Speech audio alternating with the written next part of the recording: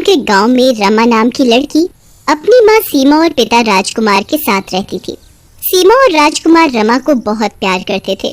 वो दोनों बहुत गरीब थे, लेकिन फिर भी रमा जो कुछ भी मांगती उसके माँ बाप उसकी हर इच्छा को पूरा करते। एक बार रमा को साइकिल चलाने का मन हुआ। वो अपने माँ बाप के पास जाती है और बोलती है, माताजी पिताजी मेरे लिए कल आप एक साइकिल लेकर आना। रमा की डिमांड सुनकर वो दोनों एक दूसरे की तरफ देखने लगते हैं, लेकिन फिर राजकुमार बोलता है, हाँ हाँ मेरी बेटी, मैं जरूर लेकर आऊंगा। ऐसा सुनकर रमा खुश हो जाती है और वहाँ से चली जाती है। रमा के जाने के बाद सीमा राजकुमार की तरफ देखती है और बोलती है, अरे ये आप रमा की हर जिद को पूरा क्यों कर देते हैं? अब पैसे कहाँ से आएंगे रमा की साइकिल के लिए? तुम चिंता ना करो सीमा, मैं अपनी बेटी के लिए कुछ न कुछ इंतजाम कर लूंगा। वो इतनी मासूमियत से बोलती है कि मेरा मन उसे मना करने का नहीं होता। फिर राजकुमार वहाँ से चला जाता है और अगले दिन एक नई चमचमाती हुई साइकिल रमा के लिए लेकर आता है और फिर रमा को आवाज लगाता है, रमा मेरी बेटी, कहाँ हो तुम? देखो पापा क्या लाए हैं तुम्हारे लिए। राजकुमार की आवाज सुनकर रमा घर के बाहर आ जाती है और अपनी नई साइकिल देखकर खुश हो जाती है।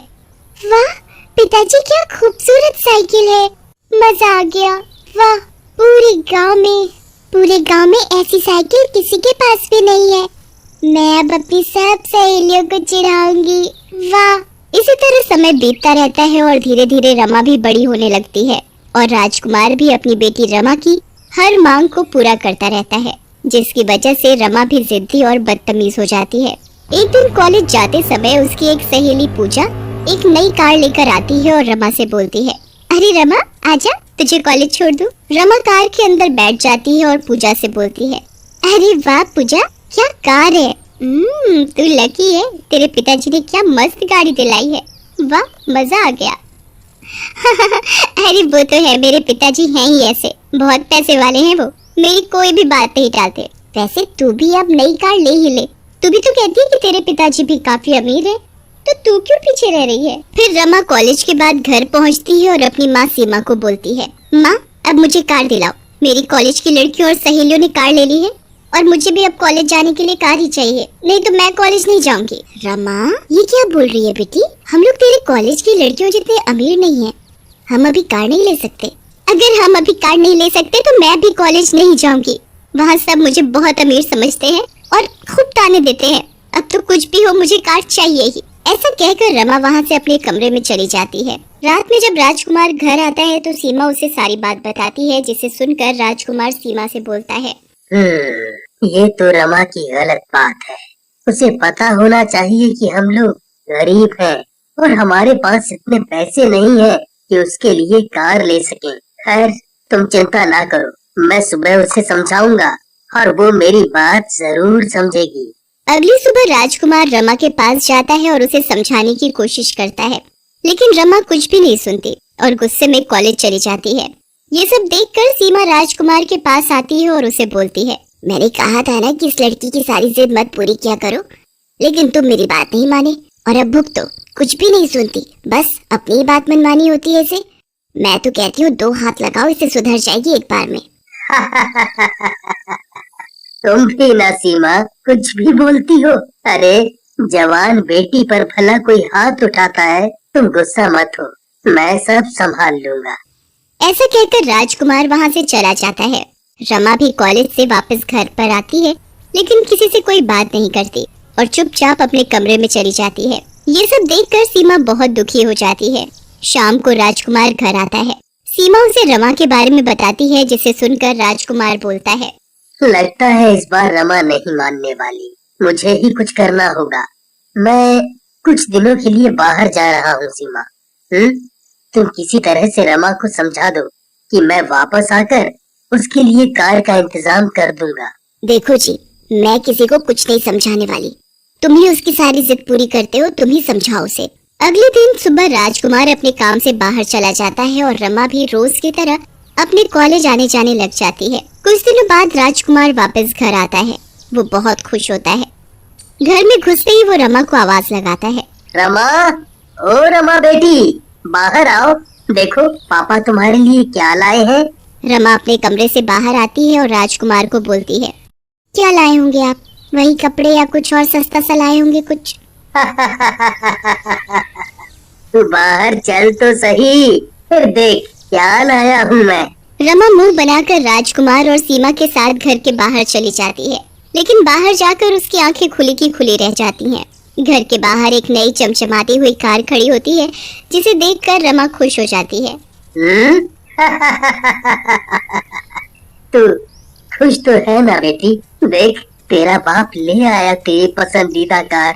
वाह पापा, क्या कार है, मजा आ गया।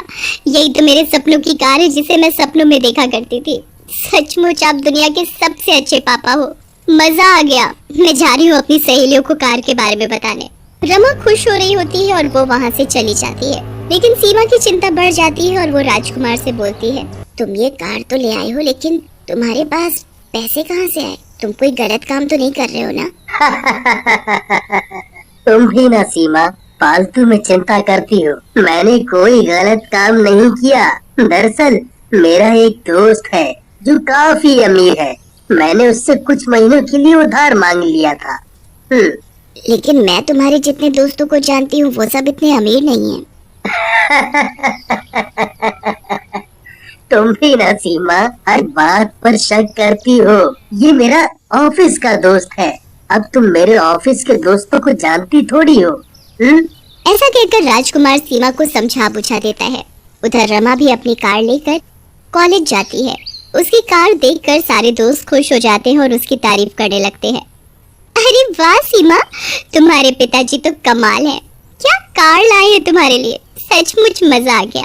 वाह, तू कितनी लकी है जो तुझे इतना प्यार करने वाले पिताजी मिले। अपने पिता और अपनी तारीफ सुनकर रमा बहुत खुश होती है और खुशी खुशी घर जाती है। पिताजी मालूम है आपको, आज सारे कॉलेज में आपकी और मेरी तारीफ हो रही थी। सब कह रहे थे क्या मस्त कार दिलाई है तेरे पापा ने। थैंक्स पापा। तू खुश तो है ना बेटी? चलो अच्छा हुआ, अब सारे कॉलेज में मेरी बेटी का नाम होगा। हाँ। इसके बाद कुछ दिन तक तो सब कुछ ठीक ठाक रहता है, लेकिन धीरे धीरे राजकुमार की सेहत बिगड़ने लगती है और वो बीमार पड़ जाता है। एक दिन उसे खून की उल्टी आती है और उसे सीमा और रमा हॉस्पिटल ले जाते हैं। हॉस्पिटल डॉक्टर राजकुमार को देखने के बाद रमा और सीमा को बुलाता है।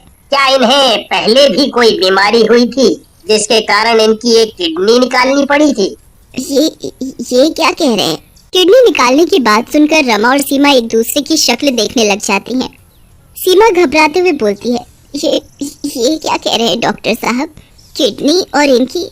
नहीं, ऐसा कभी कुछ नहीं हुआ। इन्हें तो कभी बुखार तक भी नहीं हुआ। आप दोबारा चेक करिए, शायद गलती होगी कहीं कुछ। सीमा जी, मैं बिल्कुल सही कह रहा हूँ। इनकी एक किडनी नहीं है और इसी की वजह से इनको ये इन्फेक्शन हुआ है। अभी तो मैंने दवाइयाँ दे दी हैं, ये ठीक भी हो जाएंगे, लेकिन इन्हें अपना ध्यान रखना पड़ेगा। फिर सीमा और रमा डॉक्टर के कमरे से निकलकर राजकुमार के पास जाते हैं और सीमा राजकुमार को सारी बात बताती है, जिसे सुनकर राजकुमार बोलता है, तो तुम दोनों को सब पता चल ही गया। दरअसल मैंने रमा बेटी की कार के लिए अपनी एक किडनी बेच दी थी ताकि मेरी रानी बेटिया कॉलेज जा सके और कोई भी इसे बेइज्जत ना करे और ये खुश रहे, बस खुश रहे। राजकुमार की बात सुनकर रमा सन्न रह जाती है और राजकुमार से बोलती है और रोते हुए उसके गले लग जाती है। पापा मुझे माफ कर दो, सब कुछ मेरी गलती से हुआ है। मैं आगे से कभी जिद नहीं करूंगी। आपने तो अपनी इस नालायक बेटी के लिए अपनी जान जोखिम में डाल दी, मुझे माफ कर दो। रमा, बेटियां माफी थोड़ी मांगती हैं। तू तो मेरी जिंदगी है, तू इतना समझ गई है, बस यही बहुत है। माँ बाप तो होते ही हैं बच्चों की खुशियाँ पूरी करने के लिए। तू खुश है तो हमें और कुछ नहीं चाहिए बेटा। बस तेरा बाप दूसरों के मुकाबले थोड़ा अनपढ़ है, इसलिए गरीब है।